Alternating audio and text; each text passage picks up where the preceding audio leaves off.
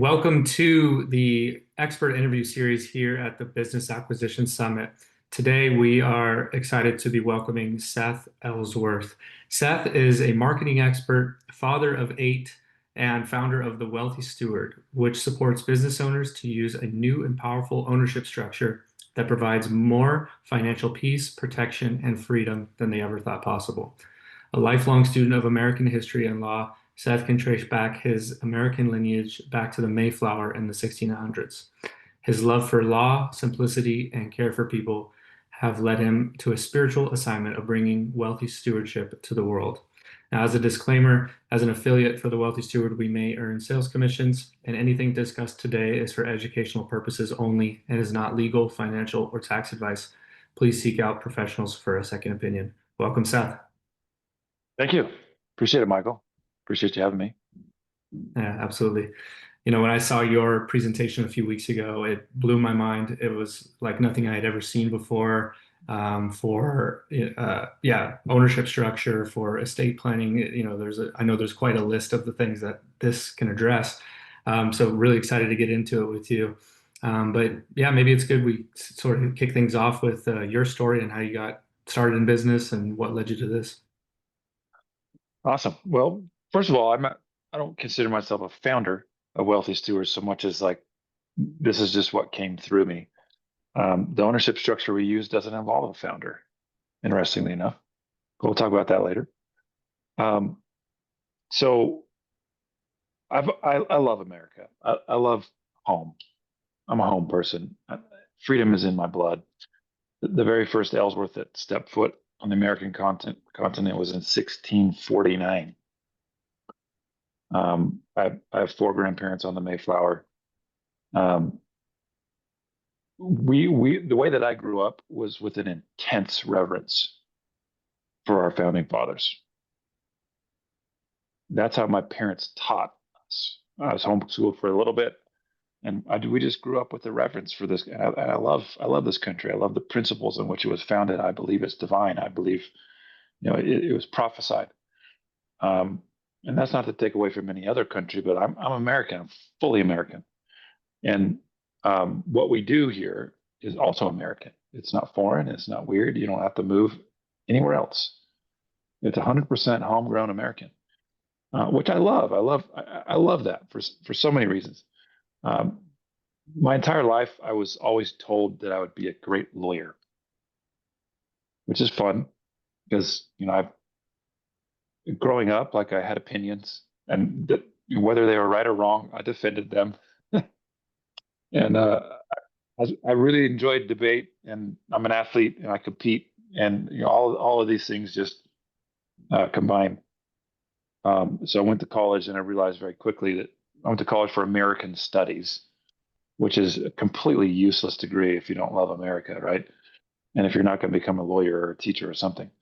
But it's a very good pre-law degree, and that was my focus. But I have this very distinct problem that I just don't think inside of any boxes. And I realized very quickly that there is a system and you're not allowed to go outside of it. And I can't operate that way. So instead of pursuing that career where I felt like I would just be a cog in a machine that I didn't control, I just decided to be curious instead and then go into business and sales and marketing and some other things I was also good at. So when my basketball career blew up, I'm 6'10". I don't know if you can tell that. Like my standing desk is all the way to the top. But I'm an athlete, and when my career blew up and gave me this huge identity crisis, like I had to kind of recreate what I wanted to be in business. And integrity and honesty and God and spirituality have always been a huge part of my life. And I never found in business, never, a beautiful place where all of those things had a healthy, substantive place in business. It was always business and God. And it was hard to meld the two. And I didn't know why. And it wasn't until years later when I figured out exactly how simple the answer is to that. But if you've ever been considering that, man, there's so much compliance and restriction and regulation, and I don't feel like I own anything because I have to ask for permission to do anything in business. Do I really own it? Is it really mine? And I had that rub my entire career, no matter how many companies we created or how we scaled them or et cetera. There was always this thing as I felt out of control and out of place. And that produces this very interesting identity crisis inside of me personally. Um, and I've just been viscerally, like physically sensitive to that my whole career. So I'm going through business and I'm always asking these questions. Like, first thing you gotta be official. You start as a sole proprietorship, but you need to get a DBA, and then it goes into an LLC, and then I'm the guy that's like, why? Why? Why do I need to do that? I'm just that annoying kid that could incessantly like poke holes in normal, assumed. Um, I say assumptions because there are lots of assumptions that we make that this is the only way of doing things, and it's not. And the law bears that out. So I don't know if there's too much to go into to backstory, but I've been curious about this my whole career and intently studying this for the last 12 years. The last 4 years has been intense. Um, and then with the advent of AI, it's sped it up 100x because, my gosh, is that useful for research? Um, it's not worth much for thinking. It's really good for research. So it's sped up a whole bunch of research that was so slow and laborious. Um, and so now we're here. In the last 4 years, I had a series of events that kicked off a lot of these things, and I was on the fence forever because my wife is always, don't go to jail. She says with all the love and kindness. Doing anything that's non-traditional for her is scary, and for a lot of us, it is for good reason. Like we're taught in a system that the system is the way of doing it, and anything outside of the system is wrong, and you're going to jail. Like it's kind of that cut and dry. The law doesn't suggest that, though, my friends. But that's just how it feels. But that's not the truth. It's a huge difference between the two. So 4 years ago, I had a series of events. One was the chatter about the Corporate Transparency Act. That started a while ago. And when that chatter started, I caught wind of it, and I was like, not on my watch. It is the most violative thing in my lifetime that I can remember in terms of violating people's privacy. Maybe the Patriot Act would be like second fiddle to that. But my Oh, that's gosh, saying a lot. I yes, and I 100% believe it's worse than the Patriot Act. I understand there's people abusing things and there's always crimes and so there's ethics involved there. And where's the intersection of all of this? And I understand all that. At the time, I had 7 different Wyoming LLCs specifically for privacy because I care about privacy personally. Some people don't. I do. I care a lot about privacy. So when there's forced compliance to reveal your private business, or at least what I thought was my private business, notice I'm hinting at different constructs here. I'm just left wondering what gives them the authority to do that. Doesn't it say in the Constitution that I can be secure in my papers and my privacy? And I guess in the Fourth Amendment it does. So these concepts I've always been sensitive to, and several years ago when the chatter happened, that was my breaking point. It had nothing to do with taxes at all. Like we're entrepreneurs, we figure other ways out of like the tax game.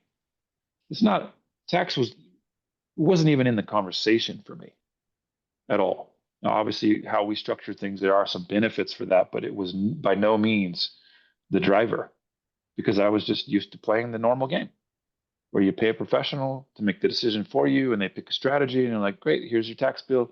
And we go off and run it. I don't have any issues with taxes personally. It's not part of the equation for me or at Wealthy Steward. That's not what we're doing. Um, so I want that very clear, my friends, is that this is not a scheme at all. This is an entire system that we use for private governance.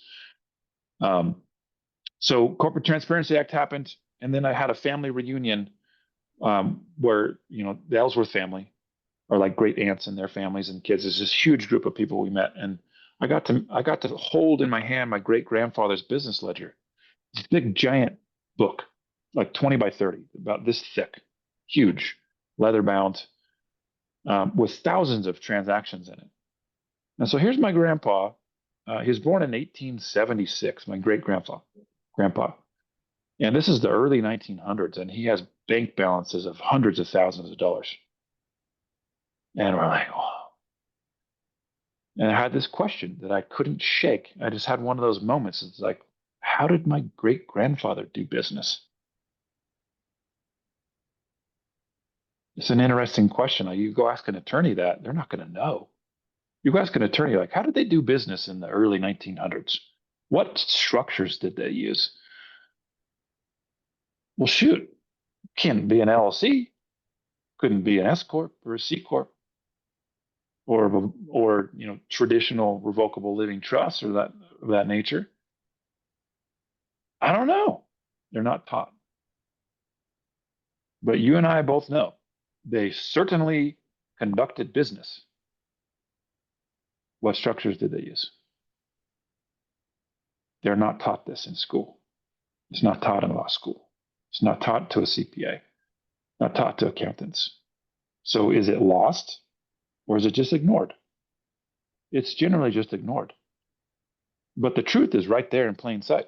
So flipping through this, I had that thought. How did my great grandfather do business so well? And they crushed it. They did it extremely well. And the second question is, if I could do business that way, who's going to tell me that I can't? And now we get into the permission piece. Is there a governing body that can tell you that you can't do business like that anymore? And the answer is no. There isn't. There are some obviously important points to know. But generally, they can't tell you that you can't do that. Well, why is that? It's because the law that undergirds these has existed for thousands of years. It is the law that makes the law. It came way before the Constitution or the Mayflower Compact, which is the first agreement that took place on this continent. They didn't want to step foot on this continent without an agreement in place. Well, what is that? We'll talk about what that is in a second. So this all came to a head, and I kind of had this spiritual moment where the simple principles started to make sense to me. And I had this realization like, gosh, I'm reading my grandpa's journal, and I pulled out these documents that were in the leaf at the back, and I realized that it's just a simple contract. He ran his whole kingdom, so to speak, with contracts. That's it. Nothing else. But it seemed to me that these contracts were different than what they told us contracts are for. It's like, Michael, if you and I have an agreement or a contract together to to do whatever, have an affiliate arrangement, joint ventures, etc., right? That's an agreement. But did you know that you can have a contract that is a business? No, we're not taught that. We're not taught that. You can have a contract that is a business. And that was fascinating concept. I'd understood these things, but the simplicity of them really hit me. And so there were a series of events that happened because the big problem here, guys, is that the knowledge about this stuff, I don't want to say it's hidden, it's completely ignored. It's just ignored. It's not talked about very often. So you have bits and pieces of this somewhere. So unless you know somebody who's been doing this for generations, it's really hard to execute on it. Because there's no one law school that teaches this. In fact, I have lots of alliances with different attorneys. I talk with attorneys hundreds of times over the last 18 months or so. Not a, and I invariably ask them if they've been taught any of these things. Nope. Not just that, but the structures, the ownership structures that we use, there are no legal resources in their bank of resources that they pull from. Like, interesting. And so that might seem like a problem. Or it might be so simple that there can't be any resources about it because it's so simple a child can understand it. Interesting. I didn't know which was true. And clearly I have my wife speaking in my ear, like, don't go to prison. Don't go to prison. I don't want to go to prison. We got 8 kids. Like, we got a lot of stuff going on. Right. So it's okay to talk about principles, but when it comes to executing this stuff, like obviously you want to make sure you're doing it right. I don't know how to do it. And I had anybody to tell me or show me how to do it. So I knew the stuff. I figured out the laws. I knew the positioning and the legal basis for all of this. But that doesn't mean you can do it because you don't know how. So this stuff is more of a generational thing. If you're so lucky as to have been born into a family that just does things this way, then to you this becomes normal. But if you don't, and it's not been passed down, figuring it out is really hard. And so I was stuck in that place, and I'm a believer, and I prayed, and I had this big problem now and a target. Like, I knew what I needed to figure out. I didn't know anybody that was doing it. And in succession, over the course of 3-4 weeks, I met 3 different men who at the time were in their late 70s. Now they're into their 80s. And between the 3 of them, they've helped thousands of clients. They almost have roughly 100 years of operating this way. And between all of them, there were only ever 2 issues among thousands of clients that they ever had with any regulatory agency. And all they sent back was one simple response, and they went away. And the rest of it is peace. So my motivation here has nothing to do with IRS, taxes, whatever. I just want to be left alone. I want to live a peaceful life with simplicity where I get to do what God placed on my heart to do. And nobody's going to come in here and tell me that I can't execute the vision that God placed on my heart. And so I do have a resentment for the fact that our whole entire society is wrapped around permission. You have to ask for permission to do that, sir. Who says that you can do that? How dare you think that you can do that yourself without permission? Like, that to me just rings completely wrong. As an American, it doesn't feel right. It feels sticky. And if I'm doing something that is in integrity, that is in honor, that is a gift to humanity, how dare you tell me I can't do it? I'm not violating any laws. I'm not robbing somebody else of their rights. I'm not doing anything criminal. So why do I feel like a criminal? It's completely backwards. And anyway, so all this stuff came to a head, and I met these 3 men. In my opinion, this is miraculous. You can call it what it is. They were completely random connections, not from any other person that I knew. I met one dude on the beach, met one dude at a marketing event,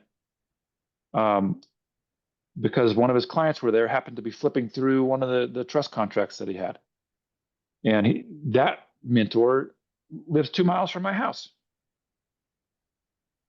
And then another, it's like, okay, well, maybe there is something here that I need to pay attention to. So I got curious, and I went all the way deep about these structures and learned how they implemented these things. And the fascinating thing to me was that all 3 of these men had different ways of doing it. I said, no, wait a minute. An LLC, S Corp, there's a very explicit way of doing things that you have to follow. And these men were completely different in their execution of these things. And so I dug into the principles, like, why is it this way? And the simplicity of things was shocking, what came out of this. And I realized all of this has to do with one single concept. This is where the name Wealthy Steward came into play. I was reading Psalm one day and I came across 24:1. The earth is the Lord's and everything in it, the world and all who walk on it. Interesting. The earth is the Lord's. And this question shows up. So, what is it that I actually own?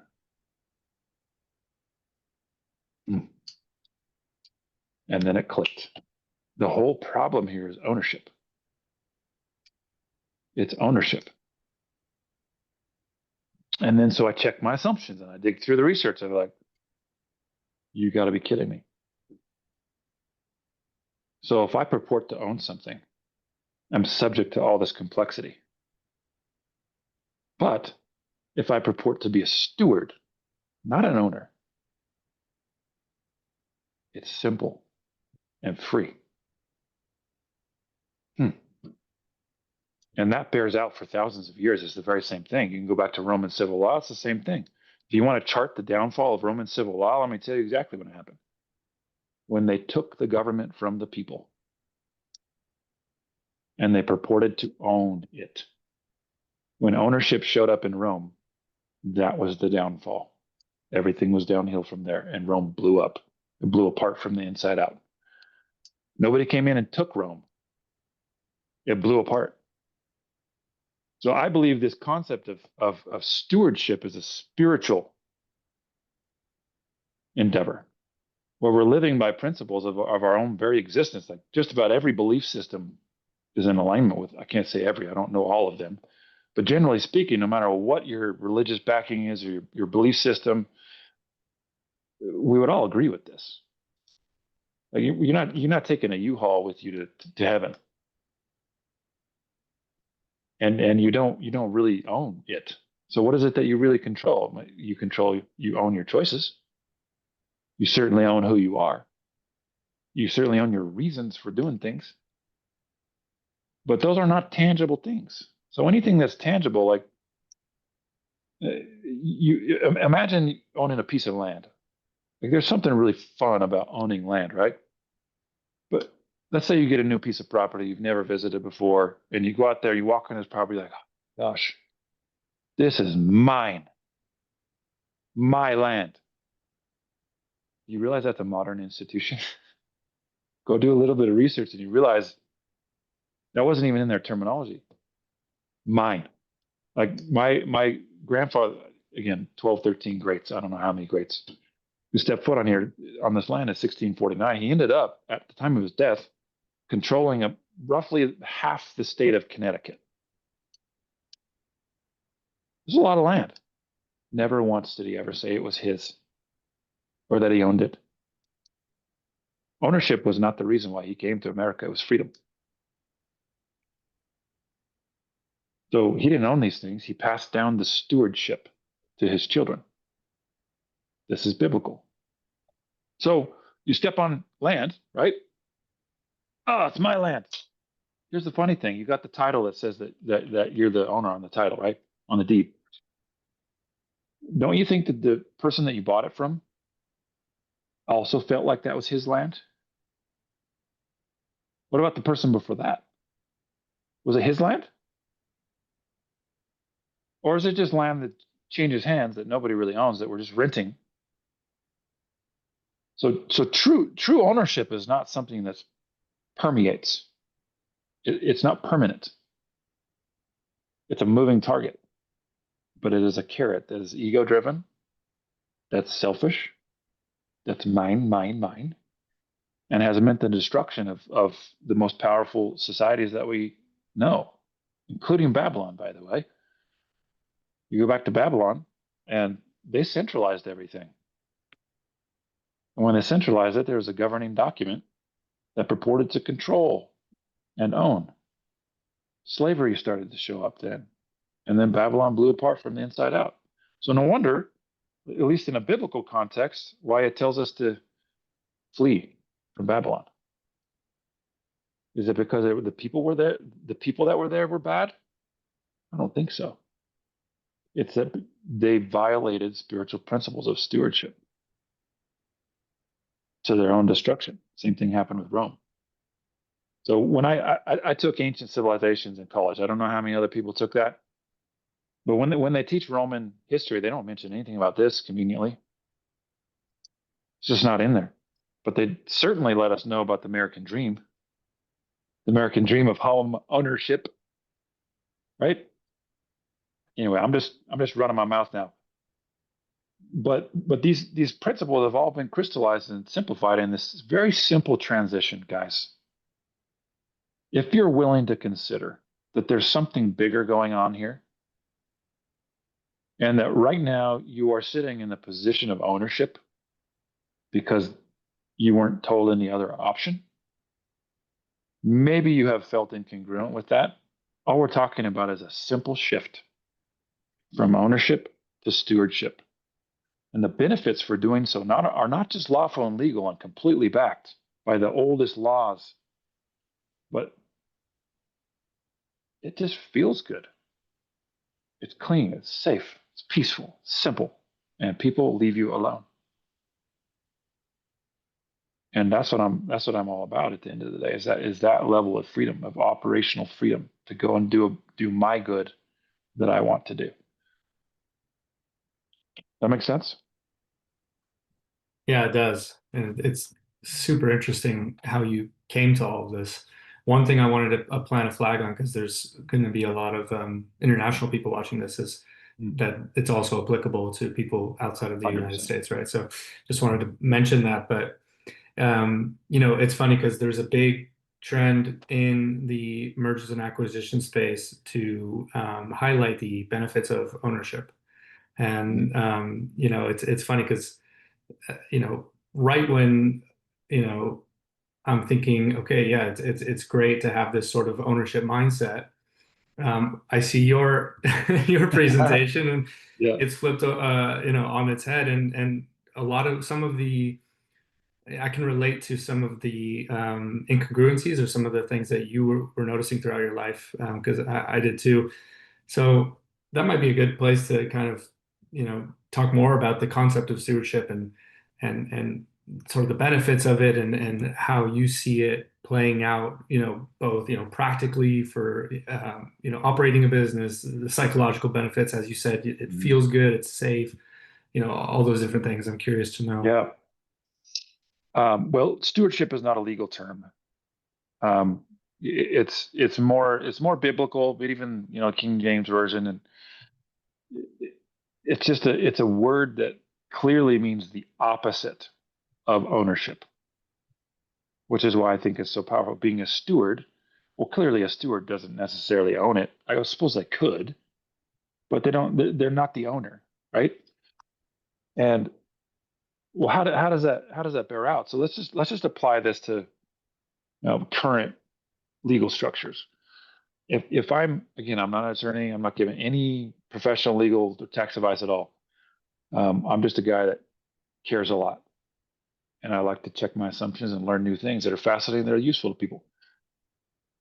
Um, Whenever I'm planning or structuring any type of an ownership situation, whether it's for state purposes or for business, there's really only two questions that matter: who owns the stuff, and where is the taxpayer? Because essentially, in modern structures, all roads lead to a taxpayer at the end of the day. And so you can technically own something and not be the taxpayer. But generally, the thing that owns it is also the taxpayer.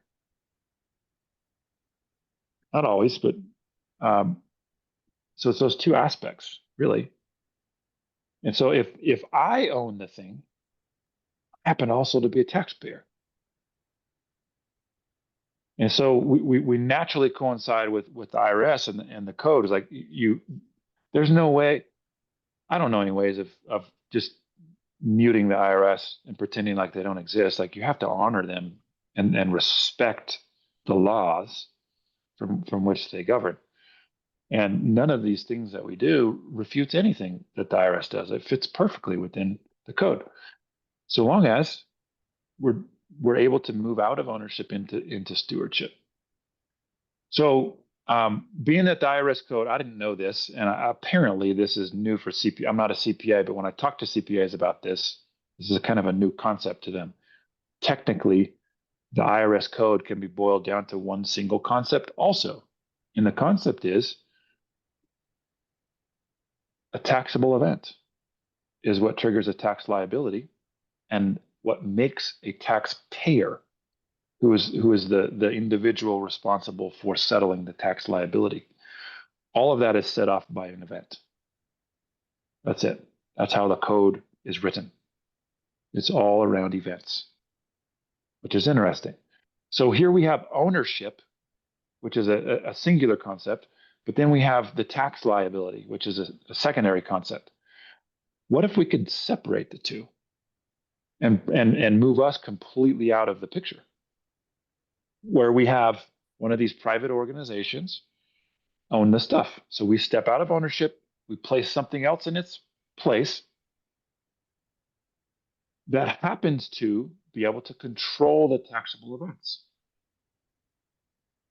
to where it honors the code. We don't trigger a taxable event. If you don't trigger a taxable event, what's the inevitable result? There's no taxpayer. That's how that works.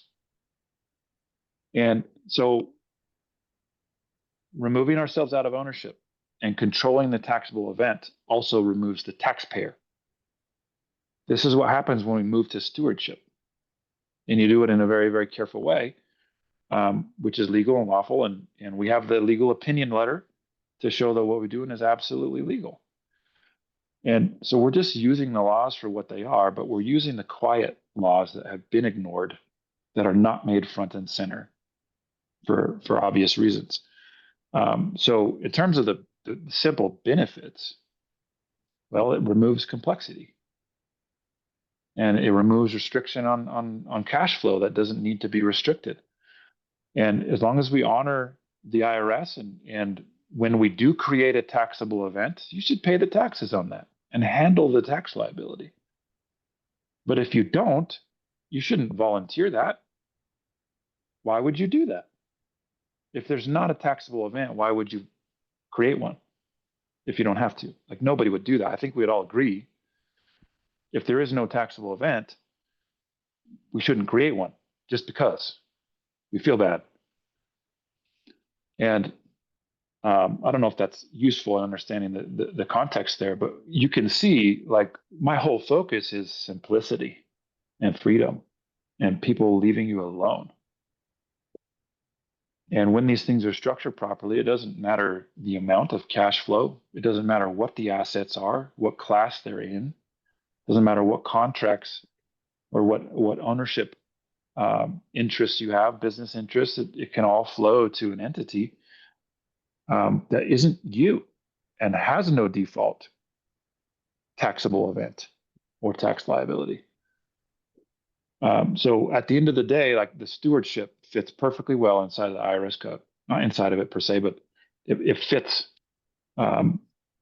It fits the structure of the code in terms of honoring what it is. But it uses law that's been long forgotten, like Roman civil code. This goes all the way back to like 542 AD in the Justinian Code. You know what the principle? We can get into this a little later, but in terms of the private contracts. But that's where the simplicity comes from, and the peacefulness is you're not refuting any laws. You're not doing anything weird. These aren't loopholes. They're not evasion schemes or avoidance schemes or foreign structures in any way. These are fully American and stupidly simple in terms of the principles for which they stand, but extremely strong. So it's the strongest place that you can stand.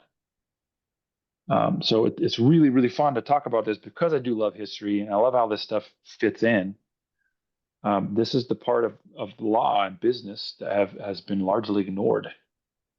It's not typically taught in a classroom anywhere currently. But ironically, this was super normal 100 plus years ago. This is how everybody did everything. And it's wild to me that we've forgotten the heritage. that this country was created on: freedom and peace.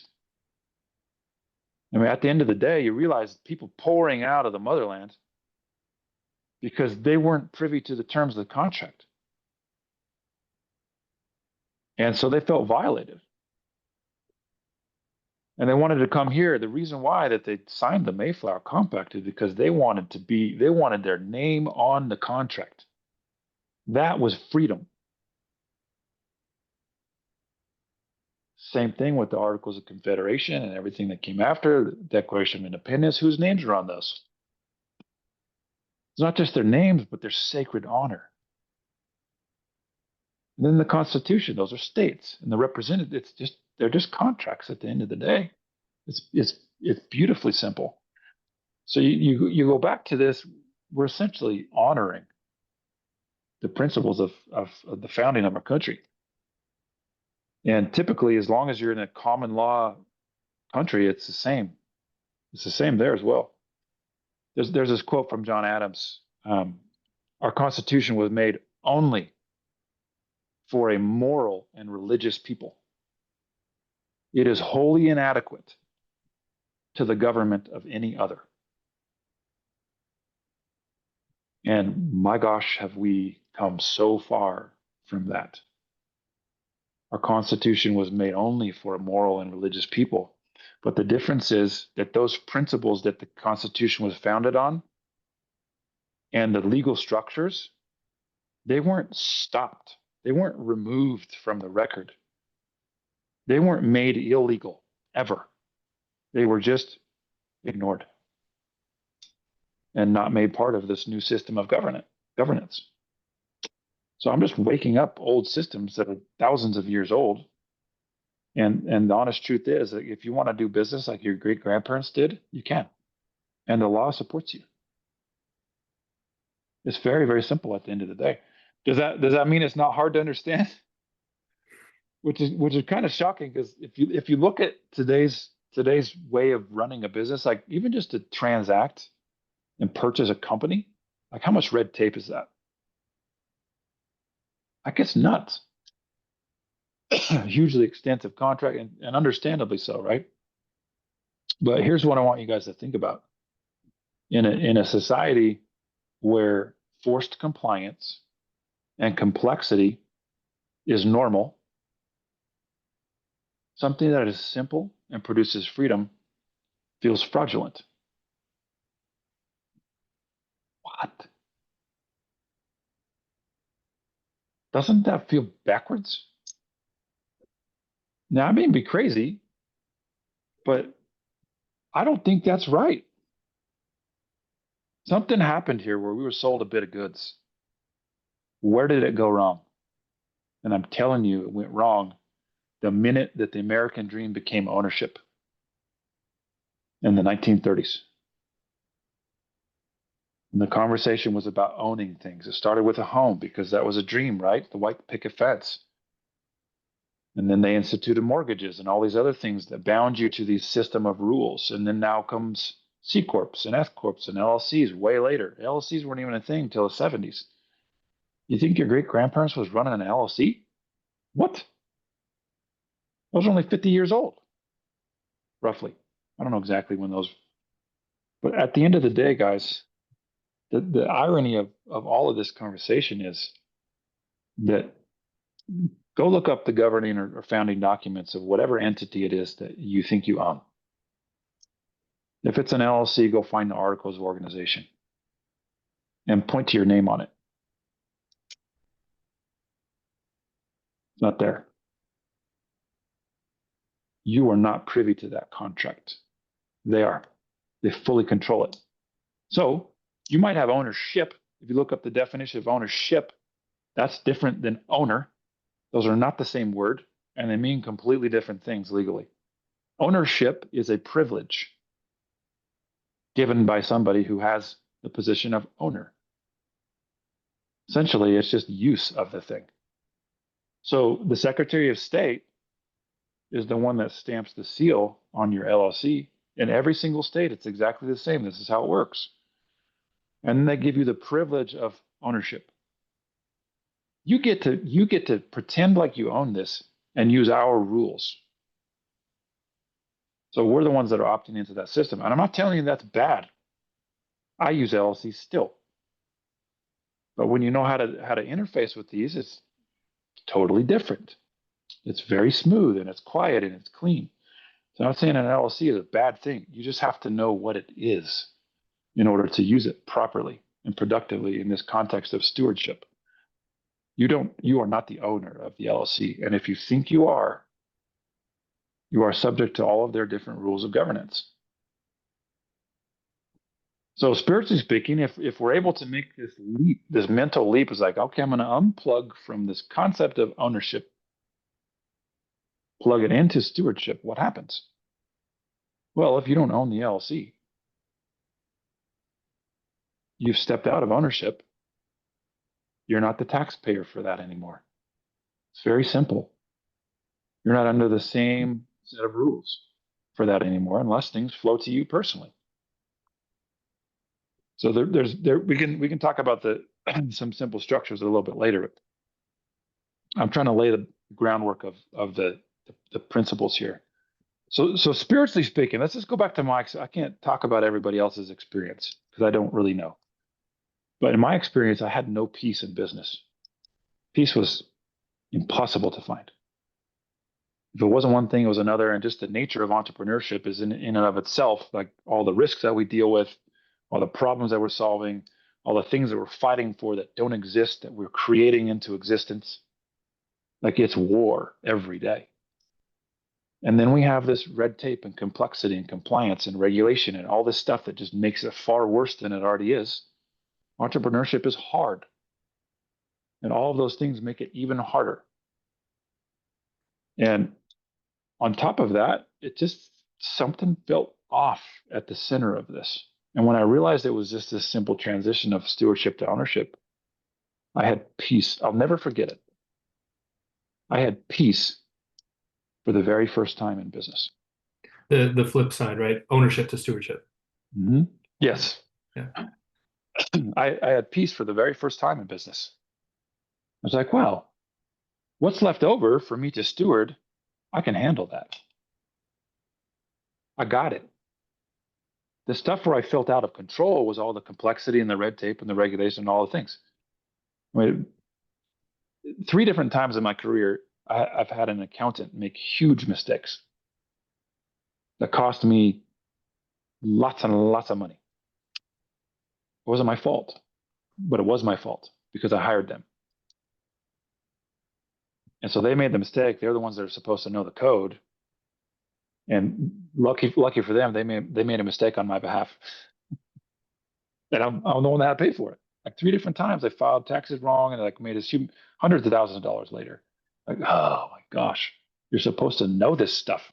Like, how come this trained CPA, certified public accountant, doesn't know the public law? Do you know any lawyer that knows all of the laws?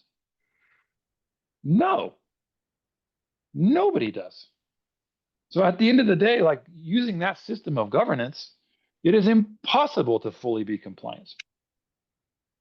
There's some mistake you're making somewhere that somebody can find and then stick you with it. It's like none the least of which is one of my very best friends has this huge apparel company, and it is kind of it's a lightning. He's a lightning rod, anyways. And somebody went to his website and noticed that he didn't have any provisions he hadn't solved for the hearing and impaired. That cost him $57,000 to settle that, just for having a website that didn't have a thing on it. Now, I'm not saying don't have that. What I am saying is that's ridiculous. That an entire law firm exists to purely just go around the internet and find targets. You can't tell me that lawyer like truly believes in their heart of heart that they're doing a good thing for the hearing and impaired. And there are apps to solve for that where it doesn't even have to be on the website. They just have an app that reads it and it reads it. It doesn't matter. He didn't have it on his website. $57,000 later. That's the society that we're in. Did he know about that law? Nope. Did he have any attorneys on staff that knew about that? Nope. They didn't know. Like this is the forced compliance and complexity that we're operating within. And like, love it or hate it, it's what it is. That's just what it is to operate in that. What I'm telling you is that there has always existed another option. It's just been completely ignored and then purported that it's just not a viable thing or not safe or not whatever. That's because they're not taught what it is. If you actually listen to somebody that knows, you will see that this is the safest, most peaceful way of operating. And it's the best way to own assets, is for you to step out of ownership and put something else in its place. It isn't you. It's something that you get to take care of. So it goes back to the old maxim, which is, you know, own nothing, control everything. That's a Rockefeller phrase, a Nelson Rockefeller. I don't like the word control.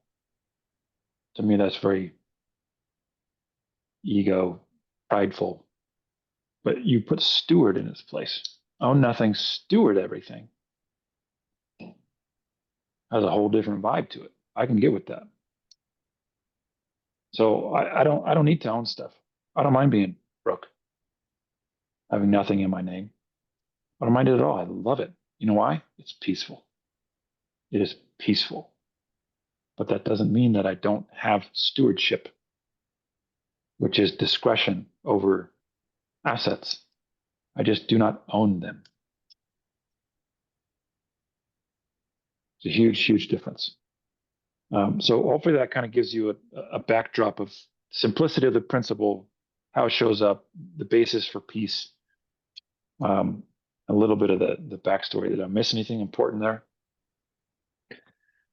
I don't think so. But I'm also not an expert yet on this stuff, so I'm sure if something else comes up, you can let me know. But yeah, I'm excited. I know once we record this, we're also going to have a follow-up session with you, where we'll talk in some of the details of what this actually looks like and Yeah, some that'll more be fun. details.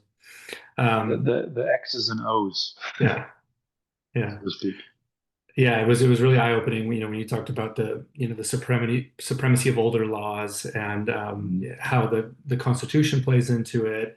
And me being from California, how it's particularly useful here, which is a Yep. bit counterintuitive because California is seemingly one of the most restrictive states. Um, Mm-hmm. but if I just coming back to the simplicity and the security of it, just putting myself in, the shoes of someone listening who, I know you mentioned there was a long time where you kind of had to grapple with the feasibility of this and, Mm-hmm. the safety and security aspect of it, which is huge. So if someone's listening to this right now and say, well, what did Seth figure out that all these lawyers and CPAs and historians didn't? And why would I risk looking into this? Why don't I just try to do some complex trust thing where everything links together perfectly and maybe I pay, maybe I don't have the control or I don't pay the tax that I want to or I don't have the red tape that I can avoid, but at least I'm sort of being a good boy or a good girl and playing by the rules. And Mm-hmm. why look into this and potentially risk knowing all the horror stories I've heard of, Mm-hmm. in the past. Awesome. First of all, I wouldn't tell anybody to do anything. I'm just giving people there's options, and people at the end of the day are going to choose what's best for them. And to me, it's whatever produces the most peace for you. I have conversations every day with people that this just isn't good for because they won't be able to sleep at night for whatever reason, and that's okay. I mean, there's nothing wrong with that. At the end of the day, like the peace for me and the simplicity, that's the driver for sure. But if you're considering this, I also not going to say I'm any better than any attorneys or lawyers like CPAs. This is just it's just different. It's in a different category, and they don't know what I know. I don't know what they know. And whenever we're able to come together, if we come together in humility, and I'm able to share what I know, and they share what they know, it always ends up beautiful because these things are not combative. They're complementary. And when you find how they conjoin, it's beautiful. Like our core structure uses an LLC, but just in a different way than what you're told. But it's completely 100% legal in every single way possible. It's just not how we've been told to use them.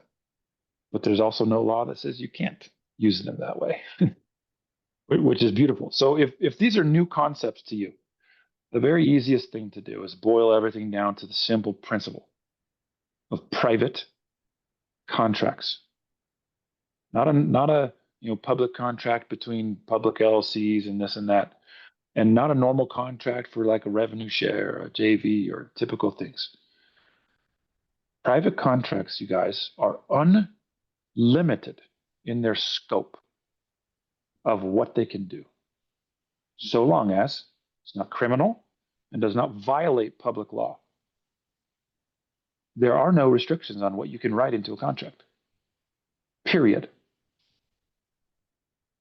And there is no government that can undo that freedom, because that is the freedom that allows the government to exist itself. Think about that for a minute. So, what is the Constitution? What's a contract? Every state constitution, what's a contract? The government operates on private contract law. That's what it is. So I don't, you can pop this into Chat GPT. Is the Constitution of the United States a form or an example of the execution of private contract law, or Roman civil law, pacta sunt servanda, which says the contract makes the law. The contract makes the law. That's been true for 1,500 years in code. And that has borne true on every level of government over and over and over, including our own, all the way up to the Supreme Court. There are thousands of cases. That is the most well-settled law in the history of law. It's the strongest thing that you could ever stand on. We're just not told that we can use contracts this way. So does that make it wrong, what we've learned instead? No, because what the lawyers know, what the CPAs know is right for that system. It's right for that system. And you have to know those things. But this is not that system. This type of system predates that and is largely supreme to that. The supremacy is no joke.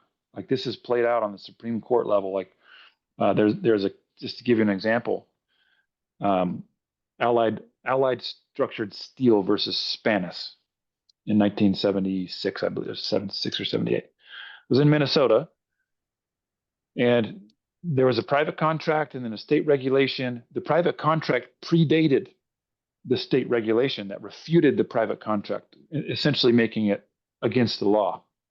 And guess which one out? The Supreme Court completely struck down the Minnesota state law. Stone dead. It didn't just say, no, these guys can remain. It struck the whole law down, because the Constitution of Minnesota and the Constitution of the United States of America says that there is no state that can pass a law that impairs the obligation of a contract, period. So if that contract already exists, the state cannot change it. It's written in stone, unless the parties to the contract were to change it themselves. That's just one example of many examples. There's a whole bunch of those. Dartmouth College is another one, which is pretty old. Essentially the same thing. Contract existed, state shows up and say, no, we don't like that. Well, that's not how the law works. This contract was here first. So send it where the sun don't shine. It was eye-opening to me when you mentioned that there's a lot of well-known organizations that operate this way, including the National Football League and other types of of organizations. Yeah, yeah. So this concept of if there's one thing that I would want you to walk away from after this conversation is the knowledge that the contract makes the law. The contract makes the law.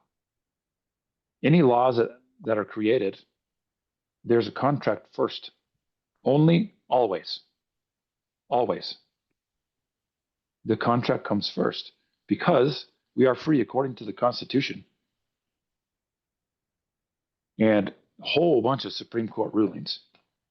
We are free to contract one with another because that is the freedom that we've had that is as old as the hills. This is how my great grandfather did business. It was handshakes or contracts. That's it. And sometimes those contracts were trusts. But guess what a trust is? It's a contract. That's what it is. All roads lead to contracts. But we were just not taught that a joint stock corporation, which is how American Express started, is a contract. So you go back all the way to like some of the companies that still exist today, they were started this way. And whether they maintain that or not is up to them. But let me give you a couple examples. The NFL started as an unincorporated nonprofit association in the 1940s. Okay, well, what is that? It's a contract organization. It's an association where at least one or two individuals or companies come together in agreement, and they form an association. Major League Baseball is the same. NPR, NAACP, and my favorite example, and this.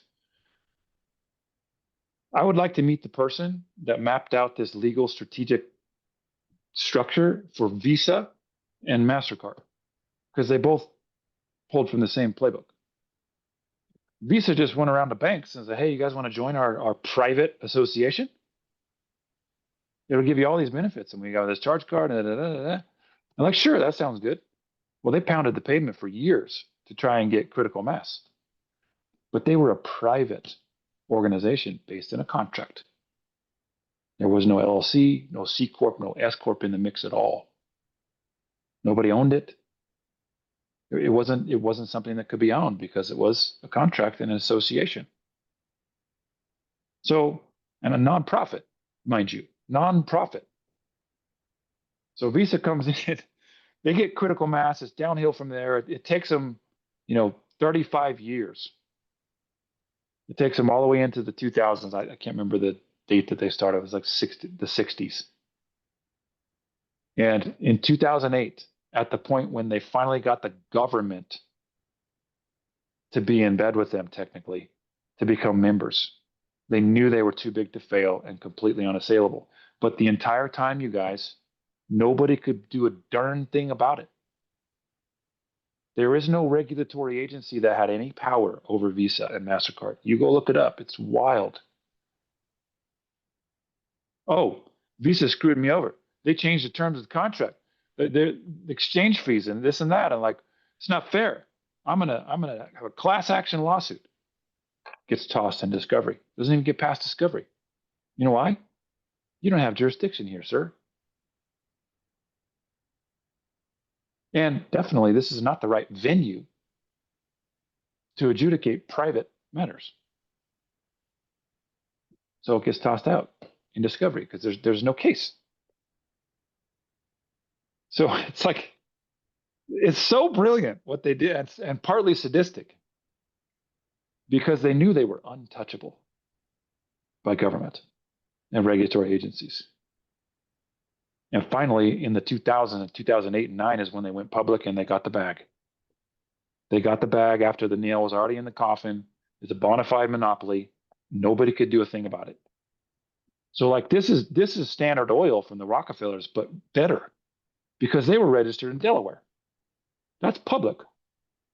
This is why Standard Oil got wrecked and blown apart, is because it was a public trust, statutory, registered in Delaware.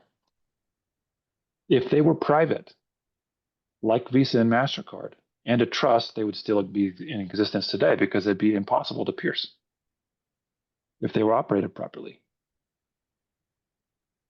So it's an incredible history. Now, recently we've had Visa showing up, Ways and Means Committee in Congress getting drilled by Josh Hawley about their monopoly practices. But what they don't talk about is the law that allowed it to be so. That never came up one time, not once. But Maybe since they don't want it getting publicity. maybe, I don't know. I know this because I've done the research. But since they were made public in 2008 and 9, now it's a public company. And it's subject to scrutiny from Congress. And now with crypto in play, like they're going to have a hard time. Like eventually, it's a downward spiral for them. But man, is that a fascinating study there. They used a private contract organization of the kind that we create, you guys. And one of the biggest ironies is like the bar association that controls a lot of, all roads lead to the bar association. Let's be honest; it's one of the most powerful organizations on earth. Like we can't, like you talk about permission, we can't do anything without the permission of the bar association. But the irony of all ironies is, what do you think the bar association is? Does that sound like an LLC or a corporation? No, it's private. It is literally one of these things. It's an association of members that are private. And who says that the bar association controls law?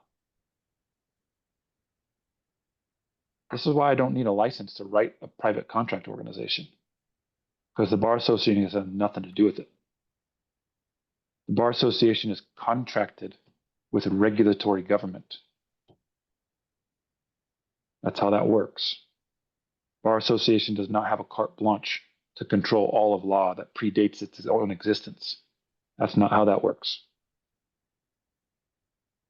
So anyway, fun stuff. You have to rein me back in because I can just go on and on and on and on about this stuff. No, it's great. I'm eating it up. I'm loving every minute of it. So appreciate you sharing everything. So yeah, loving this about private contract law.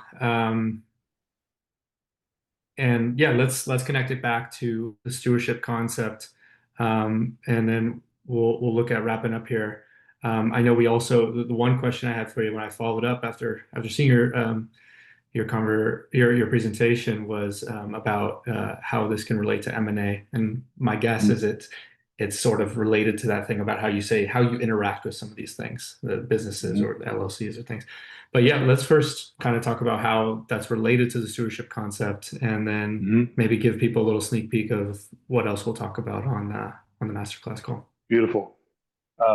So private contract law, the undergirding maxim of law there is the contract makes the law. And so we literally have carte blanche to make an organization exactly how we want it, so long as it's not robbing somebody of their rights and that it doesn't violate public law that's already on the record. As long as those two things are true, you can literally write whatever you want. So I can take spiritual principles, inject those into this private contract organization, pick a law form that I want that is closer to the law of God Almighty himself, natural law, common law, etc., and bake it into this contract organization that cannot be owned. There is no ownership. So I take this organization becomes a legal person. And how this works, I know this seems kind of, I don't want to dumb down the creation of life, but husband and wife come together, or male and female, that they make a little baby. They have their relation. That's a contract, essentially, that makes a little baby. The law is no different. Two people come together, they make a contract, and they make a legal baby. You can call that an individual if you want, but in this case, we come together and we make this legal baby that cannot be owned, but it can be used to control assets and steward things. And so we just take wherever it is that we currently are purporting to own things by having ownership, and we just swap them out without triggering a taxable event. With a private contract organization, it's very, very carefully written to be used explicitly in this use case. without violating any public law, including IRS code, and without robbing anybody of their rights. And as long as we're within those bounds, there's nothing any government can tell us that would restrict our freedom to do that. So in the M&A context, like, what happens if I'm involved in a transaction and I'm representing a company that happens to be owned by a stewardship private contract organization? Nobody cares, because I'm selling the LLC or the C corp. I'm not selling the board of directors or the owner of the LLC. And what if this private contract organization were to control 100 LLCs? I'm just going to sell the LLC. So the owner of the LLC, much less magnifying glass, and it changes everything on how these things are run. So in the M&A context, like, I think a fun thing to research is how in the world Jack Dorsey avoided $380 million of capital gains. That was an M&A, right? Jack Dorsey of Twitter. Of Twitter, yep. And so he had a very small percentage, which was like 2.5% or whatever, and his cut was like $1 billion. There's no record of him paying the cap gains on that. And I have two brother-in-laws that are very gifted and incredibly good. One's a CFA, which is at the top of his game. The other one is a very talented CPA and accountant. We have some very fun conversations. But that use case for Jack Dorsey is fascinating, because he used an LLC, Smart Start. But what he did was, before the transaction happened, he contributed the asset, not a dollar amount. He contributed the asset to the LLC. Nobody can tell you can't do that. It's one of those things, like, you are free to do that. There are ways of transferring assets without triggering taxable events, and Jack Dorsey just did it right in public, in plain sight. And he donated, or he contributed the asset, the 2.5%, to Smart Start LLC, which happened to also be written with charitable intent, which then freed him up to redirect those funds wherever he wants them to go. But the difference here is that money disappeared off the record, which is hard to do in that high profile of a thing. But once it hits the LLC and it's private, and then privately contributed, there's no public oversight on that. So the only option here is that he did something private, where that money just went off a cliff. It's gone. Interesting. I don't know exactly what he did. I have no idea.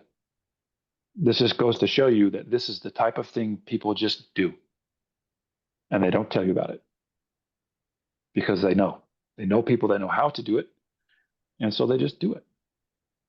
And there's nobody to tell them that they can't, even with $380 million. I don't see the IRS complaining about that. And I can't imagine a more front and center acquisition that has happened in the last 10 years than that. And this is happening right in plain sight, guys.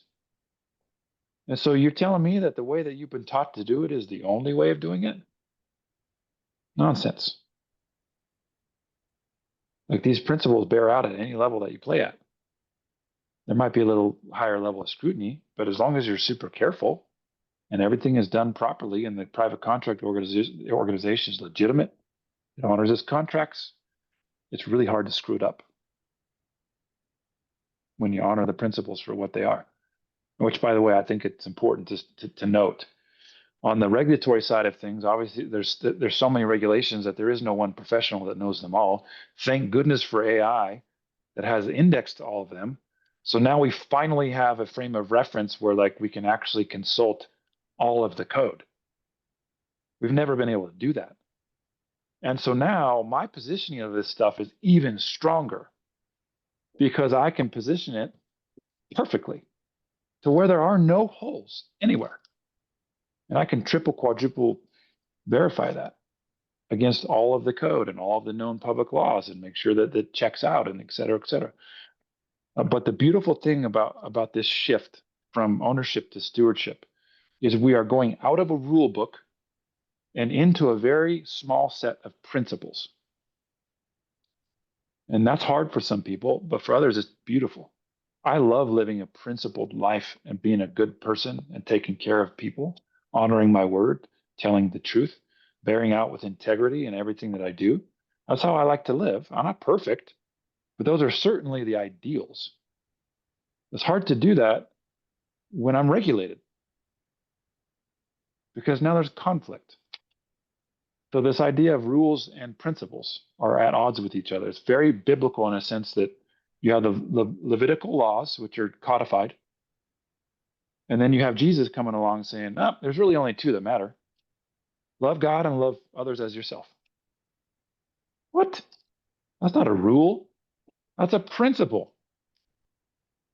So he struck down the rules and reinstituted a principled existence. That's what this is, quite literally. Is that on this side of the fence, it's principle based. As long as we honor the substance of the principles and truly live according to the terms of the contract, it's really hard to screw it up. To me, that feels like freedom. I don't know about you. Yeah, it seems like kind of goes back to that moment where you talked about the combining business and the spiritual or God side of things in a really Mm-hmm. unique way. And when you're talking about like working within a rule book or working within a system, it made me think of that funny anecdote from or I guess it's not an anecdote, but kind of a parable from the David Foster Wallace, his famous commencement speech. He talked about two young fish swimming by and the old fish passing them and says, "Hey, morning, boys, how's the water?" And the two fish go along their way, and then they look at each other and says, "What the hell is water?" So it's like you can feel like you, Mm-hmm. when you think of these restrictions, or you think of like like you said about the bar association, he's like these things seem so much of a staple of life that they're almost invisibly uh you know not Mm-hmm. you don't see that there's flexibility around them. Yeah. And I thought it was interesting how I know you had mentioned that when talking to some professionals they kind of look at you and said, how did you figure this out, because this is kind of the billionaires playbook Yeah. of operating. Do you think that Yeah. just kind of goes back to your curiosity and your willingness to think outside of the box? It is. It is a willingness, but to me, that doesn't feel weird. That's normal for me. Um, I, I, I just have a tangible, visceral response to being put in a box and telling me that this is just the way it is. No, that's never felt true to me at any point in my life, and that's probably just my God-given makeup. Is that I've always been divergent and questioning the questions, not just the answers, but the questions that we're asking. And when you question the questions, you start to get somewhere. But I've never believed that this is all there ever is. And luckily, my parents they were ahead of their time. Like my dad didn't grow up with a dad. He didn't have a dad. His dad was killed when he was three. When my dad was 3 years old, in a plane crash because he was rich. He was so rich and influential in what he was doing in the horse racing community and ranching that they wanted to put him on Time magazine. And he was killed in his own plane in 1960. And my dad grew up without a dad, so he just made stuff up and whatever made sense to him. And it was reasoning through things and questioning the quite like I literally just mimic my dad's thought processes for a lot of things because he didn't learn from like the firm-handed way of parenting of that generation. And so like I don't know. I think I'm a function of environment plus also a unique twist, and I don't take no for an answer. Like I'm very competitive in that regard, and when I could tell that there's truth somewhere that's been hidden, man, I get fired up about that. Like the Captain Justice shows up in in my mind. But And then you got AI that like speeds all of this up. And if AI is not a cheat code, by the way, like I push ChatGPT all the way to the end of what it knows. It knows knowledge, but it's not strategic. If you don't have somebody running the show, you're not going to get the right answers. But if you know what questions they're asking, you question the questions. Like, oh my gosh, is it absolutely speeds up all this. So all of that plus the mentors. Um, in some ways, I feel like I figured out something I shouldn't know, and I'm trying to be a good steward of that and being careful of who I reveal these things to, and making sure that the motivations are on point. Because you guys, this is not about taxes. Don't be that short-sighted. It's about so much more than that. The shift from ownership to stewardship is life-changing. And it has nothing to do with taxes. Taxes is like a tiny percentage of the conversation, but it's a nice benefit, sure. But we're not robbing anybody of the taxes. All this stuff is completely legal, but it feels that way because of what we've been taught. And when you question the questions, the truth starts to come together. And I feel like I've been blessed with a few gifts. I've had some lawyers, some really powerful lawyers, tell me, "Man, I'm so glad you didn't become a lawyer, because the chances of you thinking this way coming out of law school and operating with that in that system are little to none." So I just take my crazy brain and I'm laying it on top of these legal structures and just having a heyday with it. And it's been really, really rewarding, super fun, and I'm grateful to come along for the ride. And it's been fun. I realize I'm weird, and I fully admit, and I don't believe every word out of my mouth. Like I question myself all the time because my job is to be accurate in what I say and do. So I question my premises, I question my motivations, I question the words, I question the way that I explain things. I try and explain them in a way that makes sense, that can't be misinterpreted. And like it's a huge burden to be able to explain this to new people, where the risk of misinterpretation is really, really high. And I'm happy to play on that court, where the stakes are high, because that's where I'm game on. Let's do it. My competitive nature likes that. So like Love it. I know people that do this privately and they just do it, and I'm the kind of guy that likes to build bridges and bring people along. Yeah, absolutely love that. And I'm grateful to have had this conversation, grateful to have you. And I know our audience is going to be grateful as well to kind of get these insights from you. So really appreciate you coming on. I know, like I said, we're going to follow this up with a longer, video masterclass. Maybe you're going to show some things visually. We're going to get into some of the We'll do details. some X's and O's, Yeah, and we'll draw stuff up and make sure you guys fully understand like where these sit legally and tax wise, and having proper and open and honest relationships with the IRS. Like we're not hiding. Nothing is hidden here, guys. Like we're not hiding anything.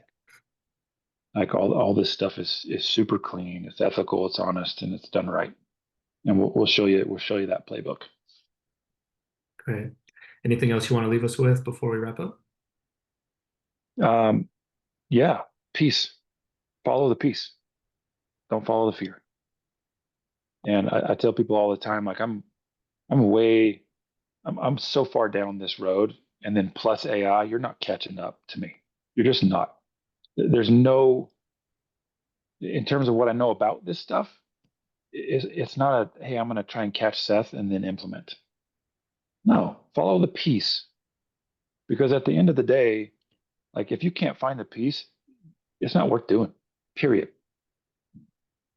But when you find the peace, that's when it's time to execute, because there's no better way to learn than to execute. And you're certainly like I was stuck for 12 plus years studying this stuff and not doing any of it. You want to know, like that's a pressure cooker of like knowing truth and not knowing how to implement it. Like, gosh. And then trying to conduct business using the system that you see it for what it is, like it's excruciatingly painful. And you stack that up over years, and then not being able to prove to your wife, like, hey, honey, You don't have to worry about me going to prison, by the way. Like, how could I ever say to my wife with a straight face that like it's clean if I didn't know how to implement it? Can't. I need to honor my marriage and my family who needs a provider and all of this stuff. At the end of the day, like once the peace shows up, that's meaningful. You can't fake that. And so I tell people all the time, like my job is a chief peace officer. I'm not really a founder. I'm a peace officer at the end of the day. Like I'm trying to create the scenario wherein you can find the peace for yourself and what's right for you guys. And it doesn't have to be this. I'm not saying anybody has to do any of this stuff. It's not for everyone. But if it is for you, peace is the very first step. And the second step would be to execute it. And that's going to be a little bit, it's not hard. It's no different. The simplicity of this is not dissimilar to LLCs or C Corps. It's just different. It's just different. And when you see the difference, you're like, wow. Typically, clients are like, yep, or members. Got to watch my terminology. Members, they're like, yeah, I don't know how I could ever do it the old way ever again. Because that piece matters. That's the thing that this is all about. So that's the jumping off point. And the reason why I say that is because after the peace conversation, when you realize that this is like actually safer than anything else that you could do, doesn't matter about the taxes. It's safer. It's more peaceful. Then at that point, it's just math. And we know the math conversation. It's easy to make decisions based on math. But the piece is the hard thing to get. So my job is to help people catch that. And then we talk about the X's and O's and all that other fun stuff. That makes sense. Maybe that's a good thing to lean on here. I'm not saying this is good for everyone or that is exactly what you need, because it's not peaceful for everyone.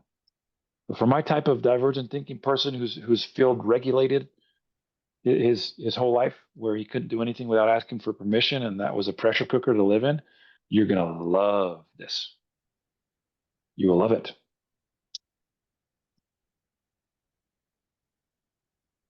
Anyway, that's my story, and I'll stick to that. Awesome. Seth, thanks for joining us today. It's been an amazing conversation. I know we may offer something a little special during that masterclass, but just for now, the website is wealthysteward.com, right? Yep, Wealthy Steward. Awesome. Well, again, really appreciate it. And yeah, thanks for joining us in the audience. Keep an eye out for that upcoming masterclass. Or if you're watching this after we've done the masterclass, the link will probably be somewhere around here to the recording for that. So, Seth, thanks again, and looking forward to reconnecting soon. Absolutely. Thanks, brother. Appreciate you, Michael. You too.